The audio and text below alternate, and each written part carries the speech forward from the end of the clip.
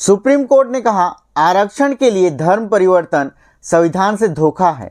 Christian धर्म अपनाया और नौकरी के लिए हिंदू होने का दावा करना सही नहीं। बाद आरक्षण की मांग पर सुप्रीम कोर्ट का बड़ा फैसला। आरक्षण लेने के लिए धर्म नहीं बदला जा सकता, ये कहा है सुप्रीम कोर्ट ने। पुडुचेरी की महिला की याचिका सुप्रीम कोर्ट से खारिज। सुप्रीम कोर्ट ने याचिका खारिज करते हुए कहा कि अगर कोई धर्मांतरण सिर्फ आरक्षण का फायदा लेने के लिए कर रहा है तो उसे इसकी आड़ में इसका फायदा उठाने की इजाजत नहीं दी जा सकती। नमस्कार दोस्तों, क्या ईसाई धर्म को अपनाने वाले लोगों की आरक्षण समाप्त होगी? जिस प्रकार से एक शेड्यूल कास्ट की महिला आरक्षण प्राप्त करने के लिए शेड्यूल कास्ट सर्टिफिकेट बनवाने के लिए जाती है और दावा करती है कि वह हिंदू है, परंतु वह ईसाई धर्म को मानती है, इसलिए उसे आरक्षण नहीं दिया गया। क्या आदिवासी ईसाई जो एसटी कैटेगरी में आते हैं, क्या उन्हें भी आरक्षण का लाभ नहीं दिया जाएगा? इस वीडियो में पूरे विस्तार से हम बात करेंगे। यदि वीडियो इंफॉर्मेटिव लगी तो शेयर जरूर कीजिएगा। यह केस एक महिला की है जिनका नाम है सेल्वा रानी, जिन्होंने ईसाई धर्म को अपना लिया है और आरक्षण की प्राप्ति के लिए उन्होंने यह दावा किया है कि वह हिंदू है ताकि उसे नौकरी की प्राप्ति मिले, परंतु उसके दावे को सुप्रीम कोर्ट ने नकार दिया। सुप्रीम कोर्ट ने कहा, सिर्फ आरक्षण का फायदा उठाने के लिए धर्म परिवर्तन करना संविधान के साथ धोखा है।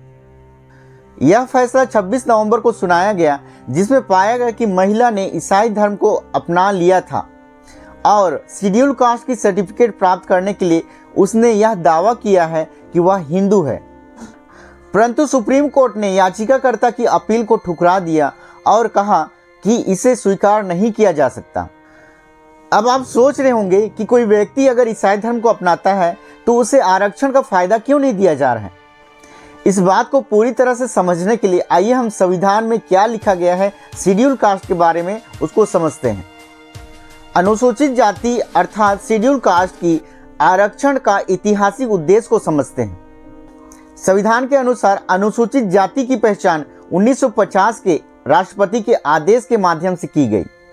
इसमें यह स्पष्ट किया गया था कि केवल वे लोग जो हिंदू धर्म का पालन करते हैं वही अनुसूचित जाति के अंतर्गत आएंगे।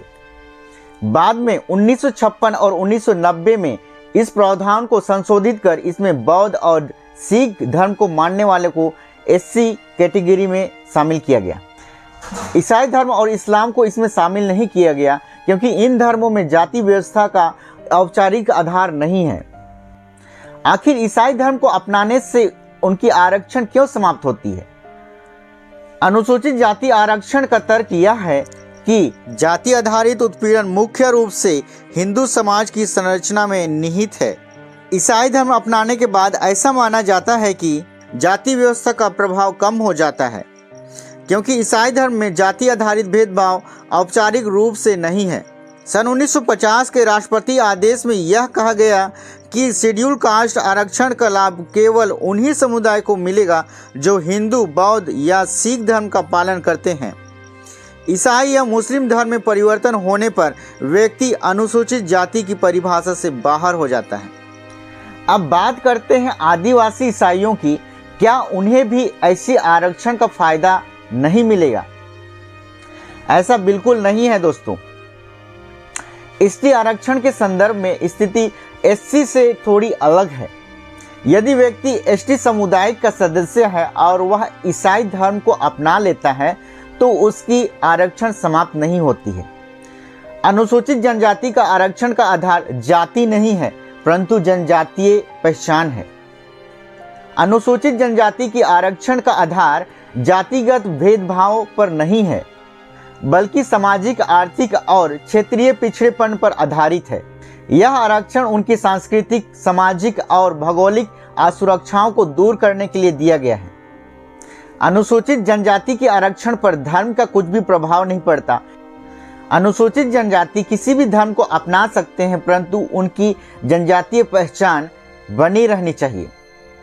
संविधान के अनुच्छेद 442 के तहत अनुसूचित जनजाति की सूची बनाई गई है, जिसमें यह नहीं कहा गया कि धर्म परिवर्तन के बाद एसटी की जो पहचान है वह समाप्त हो जाएगी। और इसी के अगेंस्ट में कुछ अनएजुकेटेड लोग डिलिस्टिंग का मांग कर रहे थे। इस वीडियो के माध्यम से यही कहूँगा आदिवासी ईसाइयों से कि वे अपनी पहचान बनाए रखें, अपनी संस्कृति को बनाए रखें। यही उनके आरक्षण का आधार है।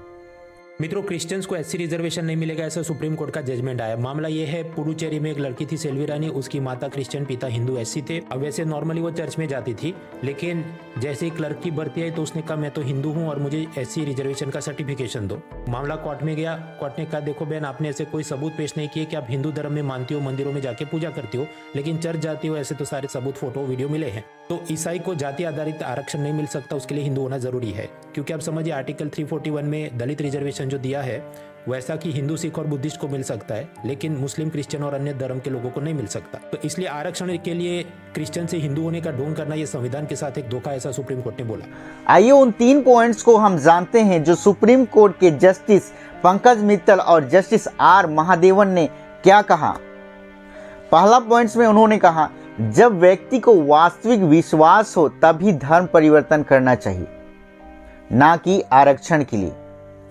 किसी को भी धर्म परिवर्तन तब करना चाहिए जब वह वास्तव में यकीन करे और उस धर्म के मूल्य और विचारों और आस्थाओं से प्रेरित हुआ हो।